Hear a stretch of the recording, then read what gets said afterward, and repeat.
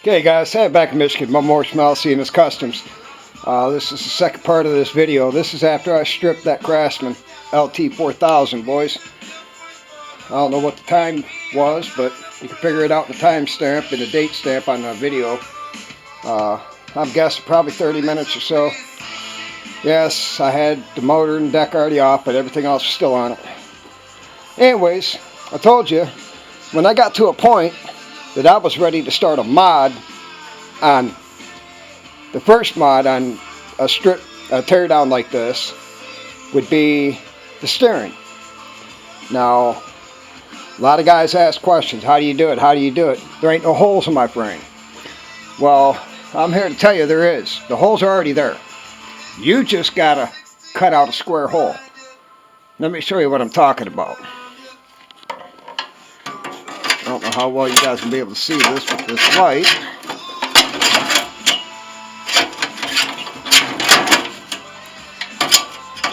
But anyways, that is first gen steering. Everyone knows that. We all know it's good for cutting grass until you hit something and strip out this one plastic piece right here. But other than that, they're pretty much useless. Now, what I do, and a lot of guys don't understand this, is pretty much you could do this modification without having to pull the engine. All you need to do is pull this side panel, the gas tank, and move your wiring out of the way.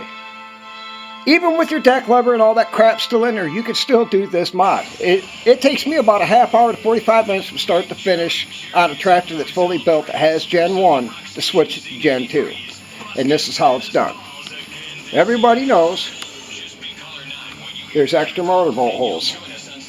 These holes will accept Briggs Oppies, Briggs V-twins, Kohler V-twins, Kohler singles.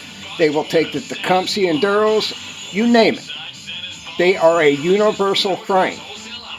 And that being said, it also is set up for Gen 2 steering without the center hole cut through. And what I mean by that, as we all know, the steering rod for the Gen 1 goes down and through the side here. Now, let's just pull this out of the way. It's already unbolted. Okay, that's what you're left with. And you're thinking to yourself, how in the hell am I going to figure this out? It's real simple. Real super simple. There's 4 holes in this frame already for Gen 2.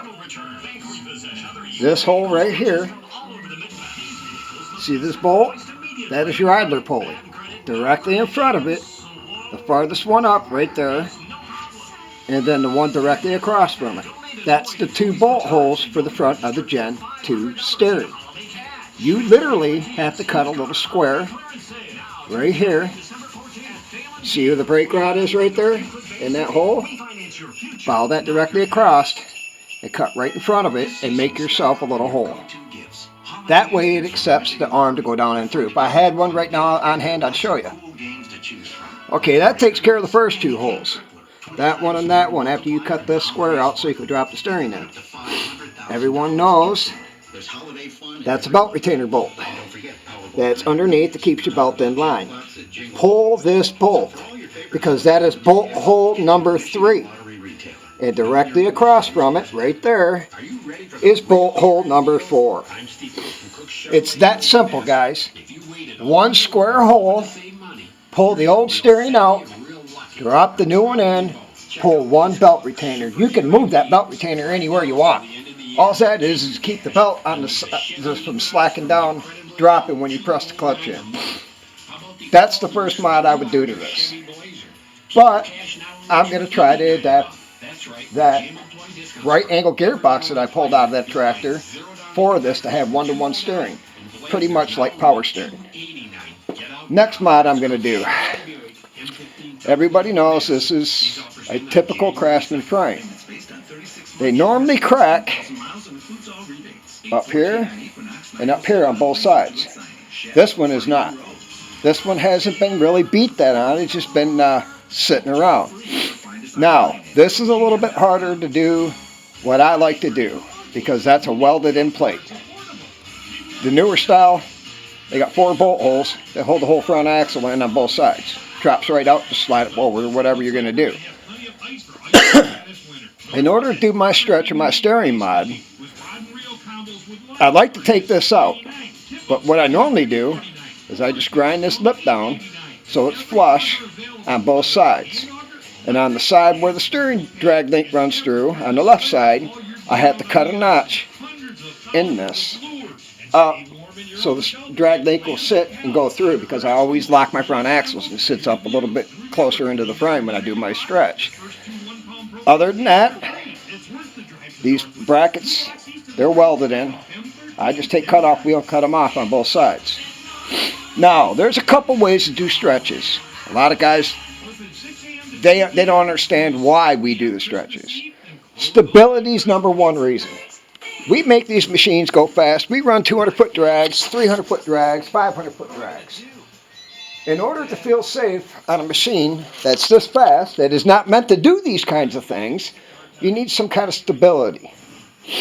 You can lower it, but then you're going to have belt problems. You're going to have this problem. You're not going to have a decent ride. You can't put bigger tires on, blah, blah, blah, the whole 9 yards. I come up with this in 2012. I've seen a couple people do it on YouTube, but nobody in my area, nobody I knew was doing it. So I did it. There's a couple ways to achieve it. Now, if you got the 4-bolt front end, you can unbolt it from the holes, slide it forward right to the front of the frame. On the frame that has the 4 bolt holes, there's 2 holes already up front. You just slide it up, line them up, put them in. Then you drill the 2 bottom ones. Then you cut your drag link and extend it. No big deal. Now, as far as what I like to do, I've done that. My weed eater's been done that way. But I still got, I'm thinking about making it a little bit longer.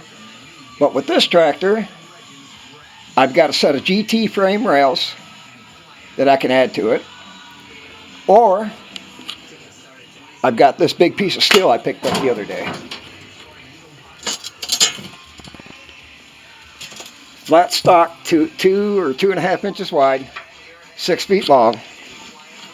And what I do, like I say, I grind this flat. That way I can take that piece of steel and I cut it from here. I can run it to here. I put a bolt right here, a bolt right there, and a bolt right there. Then I come through and I weld it. Leave the bolts in it. Build the front just like this is. And mount my axle, either bolted in or welded in. It's that simple. Drag link. Doesn't matter. Same way to extend it as you do this. You take that drag link and you cut it in the right spot. A lot of guys take the drag link. Let me see if I can find the one that's pulled out of here. And they cut the damn bend out of it. Then they don't wonder why, or they can't figure out why their damn steering locks up when they turn to the left. Well, this bend is here for a reason. On this, it sits like this. The bend faces the front. Now, what I do, this is where your axle mounts at front. This is the front axle mount. This is your steering mount. What I do, I leave that bend. I cut it about right here. I bolt this to the front axle, get the wheel straight. I bolt this into the steering, get the steering wheel straight so it's got equal turns on both sides. Then I take, and people are going to laugh, but the raise and deck lower lever on these damn tractors with the steering rods is what I use. I cut the rubber off. I cut it off right down here where this little pin is. Yes, it has a bend. It works out though. Once you cut it off, you set it up in there, measure how much you need. Take a little rasp file, I think it's 5/8. This is what I use. Put it in my little cordless drill and I just ream out the end a tiny bit. I slide the rod, the deck lever rod, over the 2 pieces I cut, get it set straight, make sure everything's straight, steering wheel straight, everything, and then tack weld it. Raise the front end and turn the wheels. If everything's kosher, I fully weld it. Takes care of the steering. Those mods are the main ones that I like to do. Other than that, pretty much You want to modify your body, that's fine. I usually don't. Sometimes I add front fenders, sometimes I don't. I put racks, sometimes I don't. Bumpers, I try to put a bumper on everything because you never know what's going to happen. But for what this is, what I got it for, and what it's going to be a fun build. I already know I got to find a new set of rear fenders. These ones are pretty well shot. There's holes. Lots of rust. The only thing I'm going to use off of this is the shift plate. I'm going to keep the hood. I've got a headlight lens for it. I'm stuffing this red motor in it. Runs like a top. It's either a 19 or a 20 horse Briggs. Overhead valve, single cylinder. Runs like a top. It don't have a cam problem. It's not been adjusted where it will run. It runs perfect. Now, the other mod that I'm going to do is going to be a little bit different. I'm thinking about doing just a 1-inch raise in the back of the tractor. That way, I've got a little bit more ground clearance between the top of the wheel and the bottom of the fender. Oh no, I might do it. I might not. But at this point, these are the two main mods that I do when I get them this far down. Now, once I start doing all my grinding, cutting, welding, getting everything set, I go through with a wire wheel, a little paint scraper. I scrape all the crap off that I can get off. Take my wire wheel where I need it. And at that point, I usually, and I probably should at that point, paint the frame. But I change a lot of things as I go. This is going to get a lot of work done to it in a short amount of time. And like I say, I'm going to do as many videos as I can to explain what I'm doing. When it comes time to do the mod, actually do the mod, I will show you how it's done. It literally don't take that long to do. I will have a full video on how to stretch, full video on Gen 2, or the right angle gearbox mod. I think I've already figured that out because everyone knows it's a 1-to-1. And the way this is going to have to sit, it's going to have to sit down in there. I'm going to have to build a plate somehow and get that thing mounted just right on that angle. Or I can do it straight up and down because I do have, I can't remember what it's called, the steering U-joint that does the flex. I don't know where it's at, but I've got one. When I built my FXT, I had a couple of them and I saved them. That way I can build the rod, put that on there, and put my steering where I want. Think about tilt steering too, guys. But I think this will work if I do it the right way. This pulley has to come off. This has to come off. Now, in these tractors, in which I checked this before I even pulled the steering, when you turn the steering wheel to the right, it pulled the drag link backwards. You turn it to the left, it pushed it forwards. And for the life of me, without coming out and actually looking at it, I couldn't figure out how this gearbox would work that way. So I was thinking I was going to have to turn it this way. But I'll put it on an angle somehow, put it so crazy, run direct steer up across the motor, but today I figured it out. Got the bolt hole, so all you got to do is cut a hole, slide this through, put it on, because look, you turn to the right, I don't know if you can see that. If you turn to the right, that pulley spins backwards. That way, it will pull my drag link back. Spin to the left, and it pushes it forward and turns to the left. I don't know if anybody's ever done this before. I have no clue. I'm going to try it, see what happens.